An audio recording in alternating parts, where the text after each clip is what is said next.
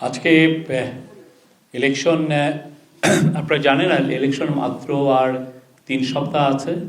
তো 3 সপ্তাহ আগে আজকে খুবই বড় মানে হাই লেভেল একটা মিটিং হলো ইলেকশনের প্রিপারেশন নিয়ে। বোথ হচ্ছে অ্যাডমিনিস্ট্রেটিভ প্রিপারেশন এবং সিকিউরিটি প্রিপারেশন, এই দুটো সাইডই খুব নিবিড়ভাবে আজকে রিভিউ করা হয়েছে। এই মিটিংয়ে নেতৃত্ব দিয়েছিলেন chief adviser professor Mohammad Yunus, আরও ছিলেন home adviser lieutenant general Jahangir Alam Chowdhury, energy adviser Fouzul Kabir Khan, national security adviser doctor Khalilur Rahman, প্রধান উপদেষ্টার 2 জন স্পেশাল অ্যাসিস্ট্যান্ট ফয়েজ আহমেদ তৈয়ব এবং লেফটেন্যান্ট জেনারেল আব্দুল হাফিজ, আমাদের 3 বাহিনীর প্রধানগণ এবং cabinet secretary, principal secretary, election কমিশনের সেক্রেটারি এবং স্বরাষ্ট্র সেক্রেটারি, এছাড়া অন্যান্য অনেক মন্ত্রণালয়ের সেক্রেটারি এবং পুলিশের আইজিপি, র্যাবের ডিজি, আনসারের ডিজি সহ, কোস্টগার্ডের প্রধান সহ সব অনেক প্রত্যেকটি সিকিউরিটি ফোর্সের প্রধানগণ ছিলেন। তো আজকের মিটিংয়ের মূল যেটা হচ্ছে যে ইলেকশন যে অ্যাডমিনিস্ট্রেটিভ যেটা প্রিপারেশন সেটাও যেমন রিভিউ করা হয়েছে, at the same time security related যতগুলো প্রিপারেশন আছে সেগুলো রিভিউ করা হচ্ছে এবং সেই অনুযায়ী প্রয়োজনীয় নির্দেশনা চিফ অ্যাডভাইজার দিয়েছেন। আমরা একটু পরে আপনাদেরকে চিফ অ্যাডভাইজারের কমেন্ট সহ একটা প্রেস রিলিজ ইস্যু করব। তো তার আগে আমি একটু ডিটেলস আপনাদেরকে জানাচ্ছি আজকের মিটিংয়ের ইলেকশন কমিশনের তরফ থেকে বলা হয় যে 300 আসনে ইলেকশন হবে। আগে আপনি জানেন বেশ কয়েকদিন আগে পাবনা 1 ও পাবনা 2 এর ডিলিমিটেশন নিয়ে একটু শঙ্কা দেখা, ডিলিমিটেশন নিয়ে কিছু কনসার্ন রেজ করার কারণে এটা একটা আনসার্টেনিটিতে পড়েছিল। বাট এখন ইলেকশন কমিশন জানিয়েছে পাবনা 1 ও পাবনা 2 এর ইলেকশন হবে একই সাথে 12ই ফেব্রুয়ারি। তো আজকে হচ্ছে প্রতীক বরাদ্দের তারিখ এবং আজকে মিডনাইট থেকে ইলেকশন কমিশনের সচিব জানিয়েছেন যে পোস্টাল ব্যালটের ছাপা আজকের মিডনাইট থেকে শুরু হবে, কালকে সকালের থেকে এটা পূর্ণ দমে শুরু হবে এবং এটা ওরা ডিসাইড করবেন কখন পাঠাবেন, এটা আপনাদেরকে পরবর্তীতে জানিয়ে দেওয়া হবে। জানানো হয়েছে যে এইবারের মতো ইলেকশনে 69 জন রিটার্নিং অফিসার থাকবেন এবং প্রথমবারের মতো আঞ্চলিক নির্বাচন কর্মকর্তা, এটা হচ্ছে ঢাকা, চট্টগ্রাম, খুলনার জন্য রাখা হয়েছে। আর জেলা প্রশাসক রিটার্নিং অফিসার থাকবেন 64 জন এবং বিভাগীয় কমিশন থাকবেন আরো 2 জন। আর সহকারী রিটার্নিং অফিসার সব মিলে থাকবে 598 জন। এটা উপজেলা, এর মধ্যে উপজেলা নির্বাহী অফিসার থাকছেন হচ্ছে 495 জন, উপজেলা নির্বাচন অফিসার বা থানা নির্বাচন অফিসার এরা থাকছেন 68 জন, আঞ্চলিক নির্বাহী কর্মকর্তা থাকছেন 11 জন, অতিরিক্ত জেলা প্রশাসকের কার্যালয়ে 5 জন, ক্যান্টনমেন্ট এক্সিকিউটিভ অফিসার 4 জন, অতিরিক্ত জেলা প্রশাসক, রাজস্ব জেলা পর্যায়ের প্রশাসকের কার্যালয়ে 4 জন, আরো বাকি আর বেশ কিছু জন আছেন। আমি আর পুরো ডিটেল পড়লাম না। আপনি জানেন মনোনয়নপত্র বিষয়ে মোট মনোনয়নপত্র দাখিলকারীর সংখ্যা ছিল 2568 জন। রাজনৈতিক দল, এর মধ্যে রাজনৈতিক দলকে রিপ্রেজেন্ট করছেন 2087 জন আর স্বতন্ত্র ছিলেন 481 জন। মনোনয়নপত্র বাতিলের সংখ্যা হচ্ছে 726 জন। বৈধভাবে মনোনীত প্রার্থীর সংখ্যা 1842 জন। অংশগ্রহণকারী রাজনৈতিক দলের সংখ্যা 51টি। মনোনয়নপত্রে বাছাইয়ের রিটার্নিং অফিসারের সিদ্ধান্তের বিরুদ্ধে মোট আপিল দায়ের করা হয়েছিল 645 জন, 645। তার মধ্যে আপিল মঞ্জুর করা হয়েছে 425টি, নামঞ্জুর করা হয়েছে 206টি, আপিল প্রত্যাহার করা হয়েছে 14টি। আর নির্বাচনের আসন, ভোট কেন্দ্র, ভোট কক্ষ, ভোটার সংক্রান্ত তথ্য মোট নির্বাচনী আসন 300টি, ভোট কেন্দ্র 42,779, 42,779। ভোট কক্ষ মানে ভোটিং বুথ থাকছে হলে 2,47,499, 247,499। আর ভোটার সংখ্যা হচ্ছে 12,77,11,793। তার মধ্যে পুরুষ আছেন 6,48,25,361 জন হচ্ছে পুরুষ। আবার পড়ি, 6,48,25,361 জন হচ্ছেন পুরুষ। আর মহিলা সংখ্যা হচ্ছে 6,28,85,200। আর হিজড়া জনগোষ্ঠীর মধ্যে ভোটার হয়েছেন 1,232 জন। এর মধ্যে সোফার আপনারা জানেন সিসিটিভি ক্যামেরার বিষয়ে কালকে একটা আপডেট দিয়েছি আমরা। এই সিসিটিভির বিষয়টি আরও যেহেতু র্যাপিডলি আপডেটেড হচ্ছে, আমরা আজকে আর নতুন করে আপডেট দিচ্ছি না। এর মধ্যে আইন শৃঙ্খলা বিষয়ক যেগুলো কাজ হয়েছে সেটা হচ্ছে আইন শৃঙ্খলা কমিটি জেলা উপজেলায় পর্যায়ে আইন শৃঙ্খলা কমিটি করা হয়েছে। এই কমিটিতে জেলা পর্যায়ে জেলা প্রশাসক, উইদিন ব্রাকেট জেলা ম্যাজিস্ট্রেট সভাপতি, উপজেলা পর্যায়ে উপজেলা নির্বাহী অফিসার সভাপতি হিসেবে পালন করবেন। এই কমিটি জেলা উপজেলা পর্যায়ে স্থায়ী আইন শৃঙ্খলা কমিটি। আইন শৃঙ্খলা রক্ষাকারী সেল গঠন, এই কমিটিতে রিটার্নিং অফিসার সভাপতি ও সহকারী রিটার্নিং অফিসার সদস্য সচিব হিসেবে দায়িত্ব পালন করেন। Judicially inquiry and education committee, 300টি নির্বাচন এলাকায় 300টি ইলেকটোরাল ইনকোয়ারি কমিটি গঠন করা হয়েছে। আর জুডিশিয়াল ম্যাজিস্ট্রেট, সেটা হচ্ছে যে মোট নির্বাচন উপলক্ষে সংগঠিত অপরাধ আমলে নেওয়া তা সংক্ষিপ্ত পদ্ধতিতে বিচার সম্পন্নের জন্য ভোট গ্রহণের পূর্বে 4 দিন ও ভোট গ্রহণের দিন ও ভোট গ্রহণের পরে 2 দিন অর্থাৎ 8ই ফেব্রুয়ারি থেকে 14ই ফেব্রুয়ারি পর্যন্ত সর্বমোট 7 দিনের জন্য 300টি আসনে 657 জন জুডিশিয়াল ম্যাজিস্ট্রেট নিয়োগের প্রস্তাব করা হয়েছে। আর নির্বাহী ম্যাজিস্ট্রেট থাকছেন হচ্ছে 1047 জন নির্বাহী ম্যাজিস্ট্রেট নিয়োগ দেয়া হয়েছে। আপনারা জানেন প্রতিটি ভোট কেন্দ্রে এই বছর প্রতিটি ভোট কেন্দ্রে মিনিমাম 15 জন আইন শৃঙ্খলা বাহিনীর সদস্য থাকছেন। তার মধ্যে কেউ আছেন রেগুলার ফোর্সের বাহিনী, কেউ ইরেগুলার ফোর্সের বাহিনী। তো মেট্রোপলিটন এলাকার বাইরে সাধারণ যেগুলো ভোট কেন্দ্র, সাধারণ ভোট কেন্দ্রে থাকছেন পুলিশ 2 জন অস্ত্রসহ, অঙ্গীভূত আনসার, সাধারণ আনসার, ভিডিপি 1 জন, সেকশন কমান্ডার অস্ত্রসহ।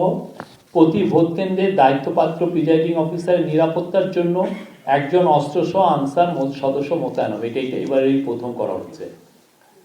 অঙ্গীভূত আনসার, সাধারণ আনসার ও ভিডিপি 1 জন সহকারী সেকশন কমান্ডার অস্ত্রসহ, এবং এটা ডিপেন্ড করবে যে এটার প্রাপ্ততার সাপেক্ষে।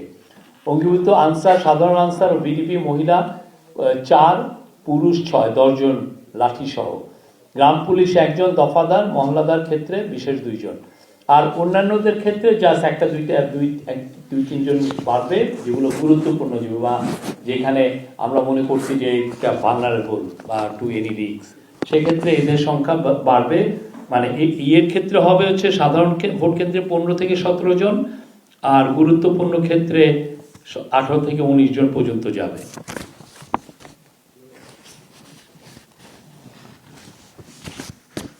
আমি এখন এই স্বরাষ্ট্র মন্ত্রণালয় থেকে যেটা ব্রিফিং করা হয়েছে সেটা আমি আপনাদেরকে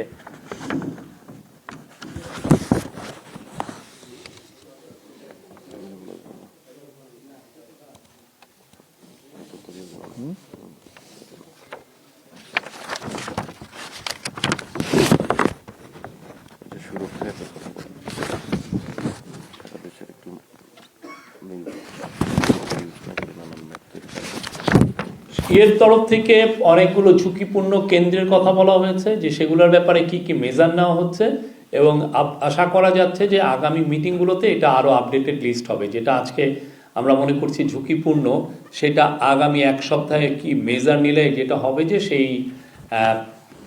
সেই জায়গায় আমরা আশা করতে পারি যে আগামী 1-2 সপ্তাহে এটা সাধারণ কেন্দ্র, মানে এই ক্ষেত্রে আর মানে সিকিউরিটি রিস্কটা অনেকটা কমে আসবে, সেটার একটা বিষয়ে আলোচনা হয়েছে। তো এখানে আজকে যে বর্ণনা বলা হয়েছে যে বাংলাদেশ পুলিশ সদস্য কর্তৃক অধিক ঝুঁকিপূর্ণ ভোটকেন্দ্র সমূহে মোট 25,500টি বডি অন ক্যামেরা ব্যবহৃত হবে। ইতিমধ্যে সমস্ত ক্যামেরা সরবরাহ করা হয়েছে এবং তা ব্যবহার উপযোগী হয়েছে। আজকের মিটিংয়ে এটা একটা ট্রায়াল করা হয়, চিফ অ্যাডভাইজারকে সাথে যুক্ত করা হয় হাটহাজারীর একটি ভোট কেন্দ্রের সাথে। সেখানে একজন পুলিশের একজন অফিসার ছিলেন, সেই তার সাথে সরাসরি সংযুক্ত করা হয়। আমরা এখান থেকে মানে ক্যাবিনেট রুম থেকে তাকে উনি ওই বডি ক্যামেরাটা ওই ভোট কেন্দ্রটা কিভাবে মনিটর করা যায় সেটা মানে ভিডিওতে একদম লাইভ ইমেজের মাধ্যমে এটা আমরা সবাই দেখেছি, এই মিটিংয়ে দেখানো হয়। এবং এই বডি অন ক্যামেরার ক্ষেত্রে বলা হয়েছে যে সবাইকে মোটামুটি ট্রেনিং দেওয়া হয়েছে যারা যারা আছেন, এবং আশা করা যায় যে ইলেকশনের দিন এইটা body on camera for the first time এটা দেওয়া হচ্ছে, এবং এটা খুবই ইম্পর্টেন্ট রোল প্লে করবে।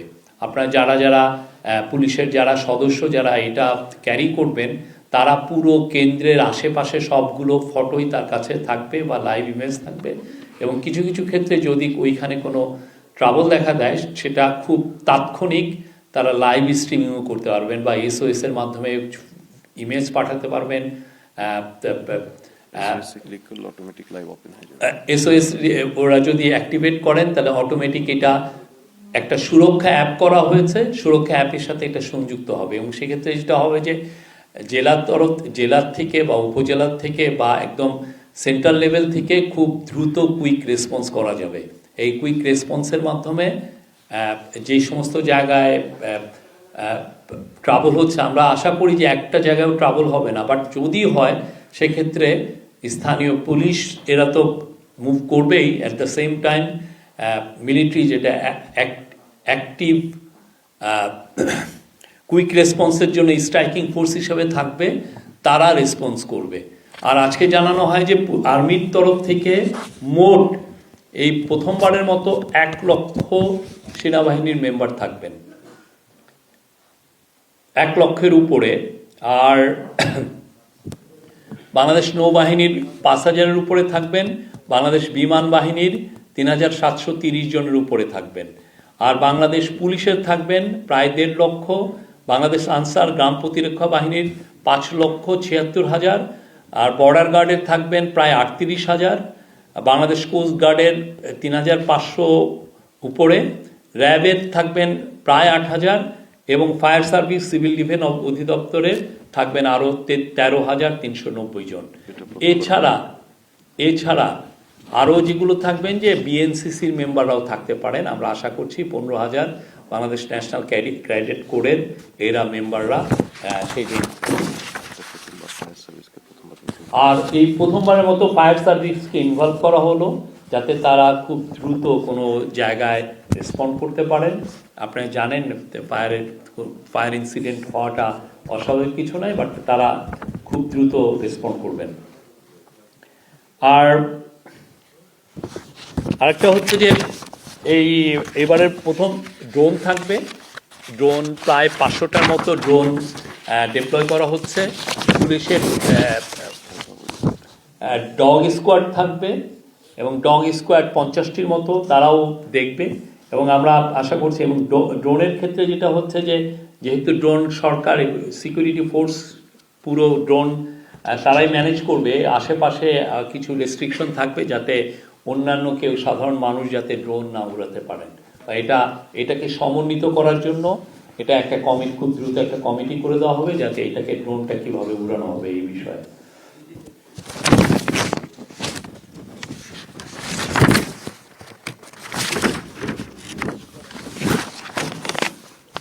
আর এবারের একটা বিশেষত্ব আপনার হচ্ছে নির্বাচনের জন্য নির্বাচন সুরক্ষা অ্যাপ্লিকেশন, সেটা বাংলাদেশের পুলিশ এবং বাংলাদেশ আনসার ও গ্রাম প্রতিরক্ষা বাহিনীর সদস্য কর্তৃক কেন্দ্রভিত্তিক এন্ড ইউজার হিসেবে ব্যবহৃত হবে।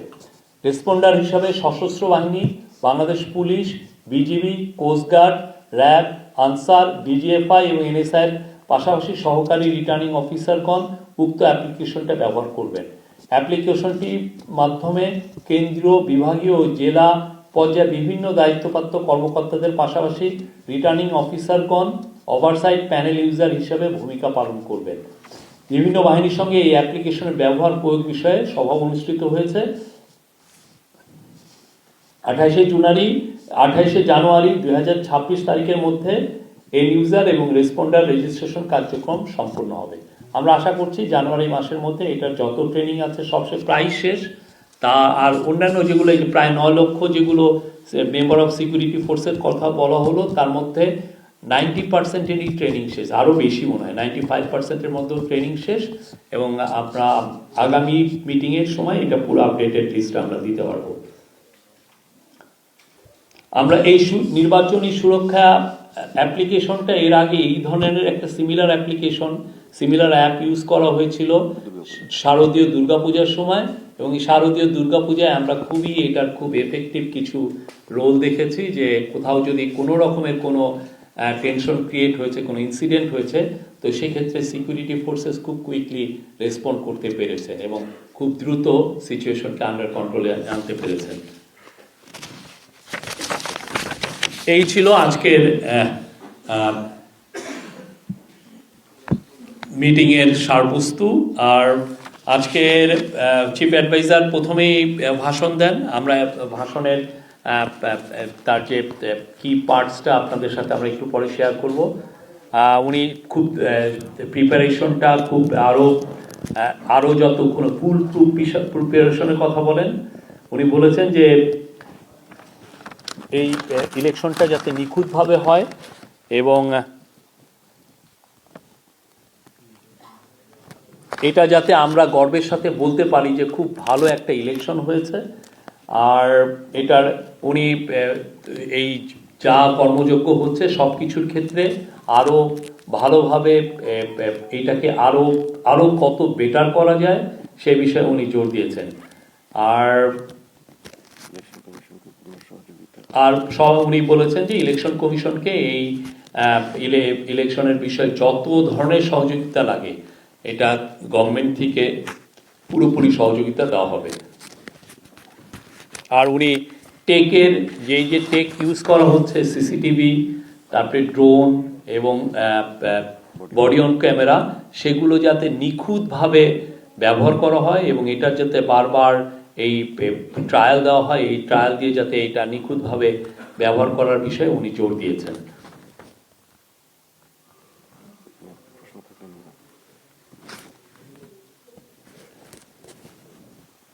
Thank you. এই ছিল আজকের মূল বিষয়। উনি বলেছেন যে এটা সামনে প্রতি সপ্তাহে একবার করে মিটিং হবে। এই মিটিংগুলোতে এই ইলেকশনের সমস্ত ধরনের প্রিপারেশন রিভিউ করা হবে। Thank you. সংখ্যাটা কন্টিনিউয়াসলি আপডেটেড হচ্ছে। আমরা এক সপ্তাহ আগেও যেটাকে ঝুঁকিপূর্ণ মনে করতাম, এক সপ্তাহ পরে যখন ওইখানে মেজার নেওয়া হয়েছে, যেমন ধরেন একটা কেন্দ্রের আশেপাশের দেয়ালটা ভাঙা আছে, হ্যাঁ, একটা স্কুলের পুরো দেয়াল ভাঙা, যাতে দেয়াল ভাঙা থাকলে কি যে কোনো লোক এসে ঢুকতে পারবেন। এখন ওই দেওয়ালটা যখন তৈরি হয়ে গেছে তখন তো আর ঝুঁকি নেই। তো এই বিষয়টা এই আলাপ আলোচনাগুলো হয়েছে। তো এই জন্য আমরা যত সামনে যাবে আমরা আপনাদেরকে আপডেটেড লিস্টটা দিতে পারবো যে এখন এই যে পরিমাণ আছে, সামনের সপ্তাহে দেখবেন যে এটা অর্ধেকে নেমে এসছে। তো আমরা ফাইনাল লিস্টটা আমরা সামনে আপনাদেরকে দিতে পারবো। আরেকটা বিষয়, কিছু কিছু কেন্দ্রে ইলেকশন, আজকে চিফ অ্যাডভাইজার আরেকটা কথা বলেছেন যে ইলেকশনের সময় যাতে আনইন্টারাপ্টেড পাওয়ার সাপ্লাই থাকে, এই বিষয়ে উনি জোর দিয়েছেন। এবং এনার্জি অ্যাডভাইজার বলেছেন যে উনি এই বিষয়ে সর্বোচ্চ এফোর্ট দিবেন এবং এটা ইনশিওর করা হবে। আর যদি কিছু কিছু জায়গায় সত্যি যদি আমরা ইলেকট্রিসিটি না সাপ্লাই করা যায়, সেক্ষেত্রে তাকে অল্টারনেটিভ ওয়েতে এই মোটরের মাধ্যমে বা জেনারেটর জেনারেটরের মাধ্যমে পাওয়ার সাপ্লাইটা নিশ্চিত করা হবে। ইন্টারনেট এবং মোবাইল ডেটা। সশস্ত্র বাহিনীর সদস্যরা রিটার্নিং অফিসারের সাথে সমন্বয় করবেন। রিটার্নিং অফিসারই একটা ডিস্ট্রিক্টের, উনি পুরো সেন্টার, ওনাদের যে ডিস্ট্রিক্টের কন্ট্রোল রুমে উনি এইটাকে চালাবেন, ওনার নেতৃত্বেই থাকবে। তো এটা পুরোটা ওনার সাথেই সমন্বয় করবেন। আমি ইউসুফারের কালগড়া থেকে বলছি যে গত কয়েকদিনের যে অভিজ্ঞতা আমরা দেখছি যে রামবাড়িয়াতে রুমিন ফারহানা বা মঞ্জুরুল মুন্সি কুমিল্লাতে আরো বেশ কয়েক জায়গায়, আমি এই মুহূর্তে বলতে পারছি না, যে তারা মানে লোকাল অ্যাডমিনিস্ট্রেশনের সঙ্গে ফিল্ড অ্যাডমিনিস্ট্রেশনের সঙ্গে যে বিহেভ গুলো করছে এগুলো স্পষ্টত আচরণবিধি লঙ্ঘন এবং হচ্ছে অ্যাজ এ ম্যান এগুলো কিন্তু একদম ম্যানার লঙ্ঘন হচ্ছে। এই যে প্রার্থীরা যে অ্যারোগেন্ট আচরণ করছে তাদের বিষয়ে আপনাদের মানে ইসি কি ব্যবস্থা নেবে বা এটি কোনো বিষয় এই বিষয়ে আলোচনা হয়েছে? এটা ইলেকশন কমিশনের বিষয়, ইলেকশন কমিশনের কাছে আপনি দয়া করে প্রশ্নটা আর করবেন। শুধু তারা মিটিংয়ে ছিল, আপনাদের সাথে একটা কম্বাইন্ড ডিসিশন হয়েছে এগুলো নিয়ে। এটা তো মানে ওয়ান অফ দা না, এটা রেসপন্ড করবেন ইলেকশন কমিশন। এটা তো ইলেকশন কমিশনের জুরিসডিকশনে, তারা এটা রেসপন্ড করবেন। এটা তারাই এই বিষয়ে আপনাকে ভালোভাবে উত্তর দিতে পারবেন।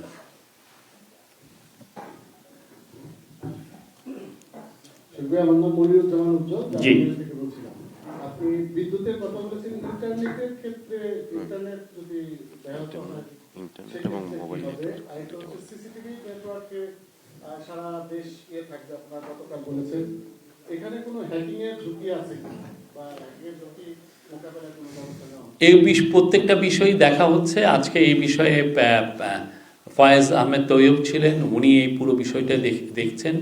ইন্টারনেটের বিষয়েও আমরা আশা করছি যে ইন্টারনেট বলেছেন আরও বেটার যাতে ইন্টারনেট নেটওয়ার্কটা থাকে সেই বিষয়ে চেষ্টা করা হবে। এবং এই বিষয়ে 4টা মেজর যে মোবাইল ফোন সার্ভিসের যে আছে বাংলাদেশে কোম্পানি আছে তাদের সাথে বসা হচ্ছে।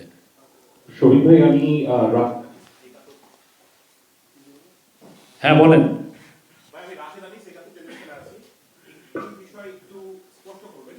ইসিকে বলা হয়েছে যে সব ধরনের সহযোগিতা করবেন, প্রধান উপদেষ্টা আজকে বলেছেন।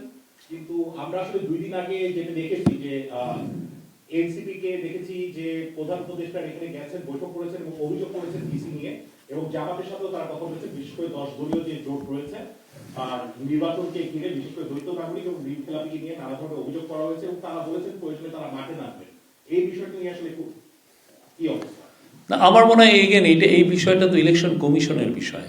আপনারা জানেন আমরা ইলেকশনের কমিশনের কোনো কাজে আমরা মিনিমাম ইন্টারফেয়ার করে না এই ইন্টারিম গভর্নমেন্ট। তারা তাদের কাজগুলো করছে। তাদের কাছে যদি কোনো ধরনের কোনো আপনাদের অভিযোগ থাকে, কোনো পলিটিক্যাল পার্টির অভিযোগে, তারা তাদের কাছেই যাচ্ছেন। বিষয়টা আসলে আপনার তাদের কাছেই রেজ করা উচিত। আমি দেলোয়ার হোসেন, সমকালীন। আমি গতকাল আপনার একটা প্রেস বিজ্ঞপ্তিতে জানিয়েছিলেন যে অবৈধ বা লুঠা অস্ত্রগুলো দ্রুত উদ্ধারের জন্য। আসলে এই উদ্ধারের নির্দেশনা বা বলা, এটা তো বহুবার বলা হয়েছে এই লুট হওয়ার পর থেকে। এই উদ্ধারের জন্য কোনো আজকে যে বড় একটা আইন শৃঙ্খলা কমিটির বৈঠক হয়েছে, এগুলো নিয়ে উদ্ধারের জন্য এই বিষয়ে আজকে একটা আমি বলি, এই বিষয়ে আজকে বাংলাদেশ সেনাবাহিনীর তরফ থেকে একটি স্ট্যাটিস্টিক্স দেওয়া হয়েছে। এই স্ট্যাটিস্টিক্সে বলা হয় যে পুলিশ স্টেশন থেকে লুটকৃত অস্ত্রের সংখ্যা ছিল 3619টি, আর সেনাবাহিনী কর্তৃক অদ্যাবধি উদ্ধার করা হয়েছে 2259টি বা 62.4% অলরেডি উদ্ধার করা হয়েছে। আর অবশিষ্ট লুটকৃত অস্ত্রের সংখ্যা হচ্ছে 1360টি। আবার গোলা বারুদের ক্ষেত্রে পুলিশ স্টেশন থেকে লুটকৃত গোলা বারুদের সংখ্যা ছিল, যা গোলা বারুদ ছিল তার অলরেডি 52% উদ্ধার করা হয়েছে। তো আমরা মনে করছি যে সেই সোফার যা উদ্ধার হয়েছে এটা খুব ভালো একটা উদ্ধার হয়েছে। কেননা ওই সময়ে যখন লুট হয়, একটা বিষয় হচ্ছে যে এটা যতটা না প্রফেশনাল লোকরা লুট করেছে, এটা অনেক ক্ষেত্রে দেখা যাচ্ছে যে অনেকে ওই সময় হুজুগে লুট করে ফেলেছেন, করে হয়তো বা কেউ ডিস্ট্রয় করে দিয়েছেন বা পুকুরে ফেলে দিয়েছেন এইরকম। তো চিফ অ্যাডভাইজার আজকেও জোর দিয়েছেন যে লুটকৃত অস্ত্র যে করেই হোক এটা সর্বোচ্চ এফার্ট দিয়ে এটাকে রিকভারি করতে হবে। একটা ওই আমাদের নেত্রকোনার কমলাকান্দা ইউপি চেয়ারম্যানের সাথে ইউনোর বাদ বেতনদার প্রেক্ষিতে সাময়িক বরখাস্ত করা হয়েছিল চেয়ারম্যানকে।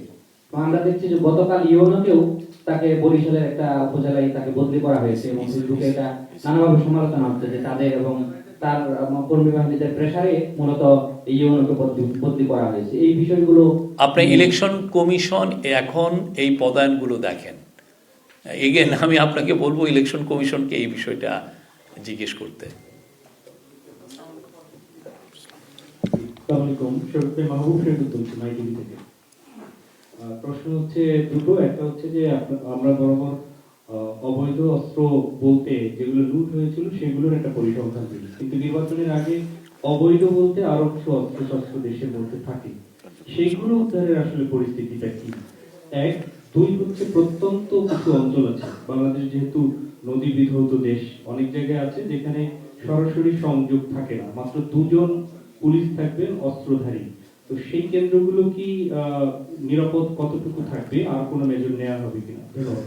না, আপনি যেটা ভাবছেন 2 জন পুলিশ অস্ত্র, 2 জন বা 3 জন যে অস্ত্রধারী পুলিশ থাকবেন, আর পুরো কেন্দ্রগুলো তো সিসিটিভি এর মাধ্যমে বডি অন ক্যামেরার মাধ্যমে পুরো এটা ন্যাশনালি কানেক্টেড থাকবেন। আর ঠিক ওই এলাকায় স্ট্রাইকিং ফোর্স হিসেবে আর্মি থাকবেন, আর্মির সশস্ত্র বাহিনী, তো তারা একদম পাশেই থাকবেন। আপনি জাস্ট এমন হতে পারে একটা জায়গায় কোনো ট্রাবল হলো 5 মিনিটের মধ্যে তারা রেসপন্ড করতে পারবেন, এই অবস্থায় থাকবেন। সো আমরা এটা নিয়ে মোটে করি না, বরঞ্চ আপনি বলতে পারেন এবার রেকর্ড পরিমাণ 9 লক্ষ থাকছেন আইন শৃঙ্খলা বাহিনীর সদস্য এবং সশস্ত্র বাহিনীর সদস্য। এটা বাংলাদেশের ইতিহাসে সবচেয়ে বেশি। আপনি যদি আগের ইলেকশনগুলো যদি আপনি কাভার করে থাকেন, আপনি দেখবেন যে সবসময় আর্মির সংখ্যা ছিল 50-40 থেকে 60,000-এর মধ্যে, এর বেশি কখনোই ছিল না। আর অনেক ক্ষেত্রে আর্মিকে ম্যাজিস্ট্রেসি পাওয়ারও দেওয়া হয় না। এবছর তো আর্মির সশস্ত্র বাহিনী ম্যাজিস্ট্রেসি পাওয়ার পাচ্ছে। আরেকটা জিনিস হচ্ছে যে হেলিকপ্টার সার্ভিসও খুবই স্ট্যান্ড বাই থাকবে, এয়ারফোর্সের থেকে জানানো হয়েছে। ফলে দুর্গম এলাকায় আপনার কোনো কিছু যদি হয় সেক্ষেত্রে হেলিকপ্টারের মাধ্যমে আমরা কুইকলি রেসপন্ড করতে পারবো। আমার নাম মিষ্টি আকমল, আমি চ্যানেল 1-এ কাজ করি। বিশেষ কয়েকটা এলাকা আছে, জেলা যদি বলি, ফরিদপুর, শরীয়তপুর, মাদারীপুর, গোপালগঞ্জ, এইসব এলাকাগুলোর জন্য আপনারা আলাদা কোনো মেজার দিচ্ছেন কিনা? কারণ সেখানকার আইন শৃঙ্খলা পরিস্থিতি আমরা এখনো যা দেখি সেটি একেবারে নির্বাচনের আগে যেভাবে থাকা দরকার সেইভাবে আসলে নেই। এখন সেখানে বিচ্ছিন্ন কিছু সহিংসতা ঘটে। তো নির্বাচনের আগে এইসব এলাকাকে বলা হয় আওয়ামী অধ্যুষিত এলাকা, বিশেষ করে গোপালগঞ্জ। সেজন্য আপনারা আলাদা কোনো স্টেপ নেবেন কিনা বা কমিশন এ ধরনের কোনো ব্যবস্থা নিচ্ছে কিনা? আমরা আপনারা যেভাবে ডিসক্রাইব করলেন, আমরা সেভাবে তো ইলেকশন কমিশন সেভাবে দেখে না। ইলেকশন কমিশন বা সিকিউরিটি তারা দেখে ভালনারেবল কোন কেন্দ্র কতটুকু ভালনারেবল, সেইভাবে তারা রিস্ক অ্যাসেসমেন্ট করেন। তো সেই অনুযায়ী তারা রিস্ক অ্যাসেসমেন্ট করছেন, প্রত্যেকটা জায়গাকেই দেখছেন, প্রত্যেকটা ভোটিং বুথ, ভোটিং সেন্টারে কী কী পরিমাণ সিকিউরিটি মেজার নেওয়া যায় সেগুলো তারা ভাবছেন। কিন্তু এইটা যে এই ডিস্ট্রিক্ট এরকম, ওই ডিস্ট্রিক্ট ওই রকম, ওকে স্পেশাল প্রিফারেন্স দেওয়া হোক, সেটা না। এটা পুরো জিনিসটা দেখা হচ্ছে একটা ভোটিং সেন্টার হিসাবে, যে এই সেন্টারটা কি রিস্কি না, এই সেন্টারটা কতটা গুরুত্বপূর্ণ, বা এটাকে আমি সাধারণ ক্যাটাগরিতে রাখবো কিনা, সেভাবে দেখা হচ্ছে। এইভাবেই রেসপন্ড করা হচ্ছে। এবং আমরা আশা করছি আপনি যদি এই এলাকাগুলো দেখেন, আপনি যদি ক্রাইম রেট দেখেন, খুব কি বেশি ক্রাইম হচ্ছে অন্যান্য এলাকার থেকে, আপনি তো ডিফারেন্স করতে পারবেন না। আর পুলিশের তরফ থেকে বলা হয়েছে যে আপনার ইলেকশন শিডিউল ঘোষণার পরের থেকে এই পর্যন্ত ল অ্যান্ড অর্ডারের রিলেটেড বা ইলেকশন রিলেটেড মোট 46টা ইনসিডেন্ট হয়েছে। আমি মোহাম্মদ রাইয়ান হোসেন, আমি কালের কণ্ঠে কাজ করছি। আমার কাছে আপনার কাছে একটা প্রশ্ন হচ্ছে যে আজকে যে আলোচনা হলো সেখানে গণমাধ্যমকে নিয়ে কোনো আলোচনা হয়েছে কিনা? কারণ বিগত সময় আমরা দেখেছি গণমাধ্যমের উপর বেশ নির্বাচন কেন্দ্রিক বিভিন্ন ধরনের হামলা টামলা হয়ে থাকে, সেই জায়গা থেকে এই আগামী যে নির্বাচন হতে যাচ্ছে সেই নির্বাচনে গণমাধ্যমের সেফটি বা তাদের কোনো বিষয় নিয়ে আলোচনা হয়েছে কিনা? ধন্যবাদ। গণমাধ্যমের বিষয় যেটা এসছে সেটা হচ্ছে যে সোশ্যাল মিডিয়াকে কিভাবে আপনি ইউজ করা হচ্ছে অপতথ্য ছড়ানোর জন্য। অপতথ্য ছড়ানো, যেমন ধরেন একটা ইলেকশন কেন্দ্রে কিছু ইনসিডেন্ট হলো, একটা ইনসিডেন্ট, তখন দেখা যাচ্ছে ওইটাকে ঘিরে অনেক ধরনের অপতথ্য ছড়ানো হয়। ওইখানে হয়তো বা কেউ একজন আহত হলেন, দেখা গেলো কোনো কেউ অপতথ্য ছড়ালেন যে বেশ কয়েকজন মারা গিয়েছে। তো এইগুলো কিভাবে কমব্যাট করা যায়, কিভাবে এটারে নিয়ন্ত্রণে রাখা যায়, সেটা নিয়ে কথা হয়েছে। ইলেকশন কমিশন তারা বলছে যে তারা এটা নিয়ে যথেষ্ট কাজ করছে। আমাদের যারা এই অপতথ্যকে নিয়ে যারা কাজ করেন, যে সমস্ত সংস্থাগুলো, তারাও তাদের এফার্টটাকে স্টেপ আপ করেছেন এবং প্রতিদিন আমরা একটা অ্যাসেসমেন্ট রিপোর্ট পাচ্ছি যে কোথায় কি কোন বিষয়ে অপতথ্য বেশি ছড়ানো হচ্ছে, কী রকম অপতথ্য ছড়ানো হচ্ছে এবং এইটার কারণে কোনো সিকিউরিটি রিস্ক হচ্ছে কিনা, সেগুলো নিয়ে নিয়মিত। কারণ এটা খুবই বড় এবং এটা তো শুধুমাত্র দেশের থেকেই ছড়াচ্ছে না, দেশের বাইরের থেকে অনেকে খুব দেখা যাচ্ছে যে ওয়েল অর্কেস্ট্রেটেড ওয়েতে তারা এই অপতথ্য ছড়াচ্ছেন।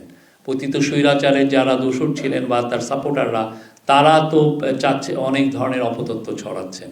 প্রতিদিনই আপনারা দেখেছেন তারা কনফিউশন ছড়ানোতে ব্যস্ত। তো আমরা এই বিষয়ে এই গভর্নমেন্ট, সিকিউরিটি এজেন্সিগুলো এবং আইসিটি মিনিস্ট্রি সবাইগুলো ব্যাপারে অ্যাওয়ার আছে। আমরা আমাদের সর্বোচ্চ এফার্টটা দিচ্ছি এটাকে দূরীভূত করার জন্য। আর জার্নালিস্টদের সিকিউরিটি বিষয়ে আমার মনে হয় এইটার বিষয়ে ইলেকশন কমিশন আপনাদের সাথে বসবেন। এই বিষয়ে ওনারাই ওরা আপনাদের সাথে বসে কি কি দিক নির্দেশনা দেন, আপনি জাস্ট ওয়েট করেন। আমার জানা মতে তারা আপনাদের সাথে বসার কথা।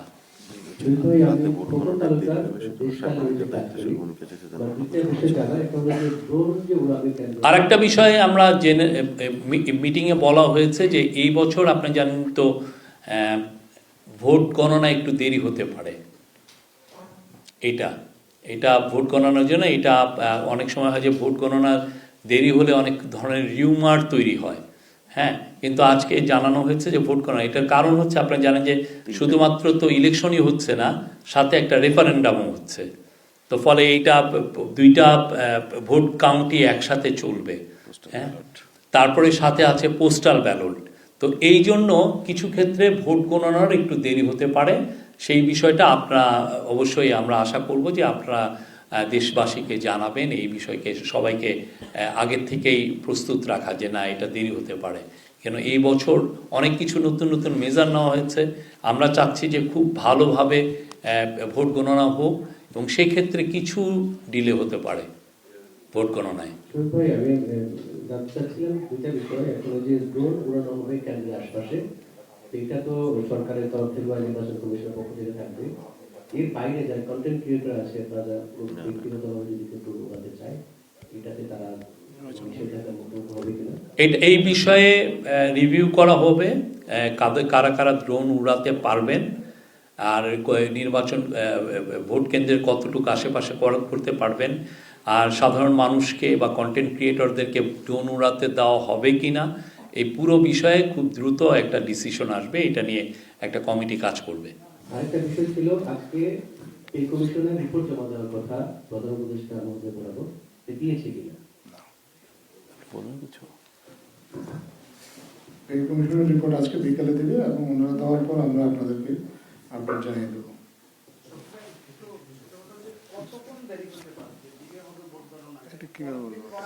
এটা আমরা তো আগেই অ্যাসেসমেন্ট করতে পারছি না। 4.5 ঘন্টা 5 ঘন্টা মতো লাগতে পারে। ওকে, থ্যাংক ইউ ভেরি মাচ।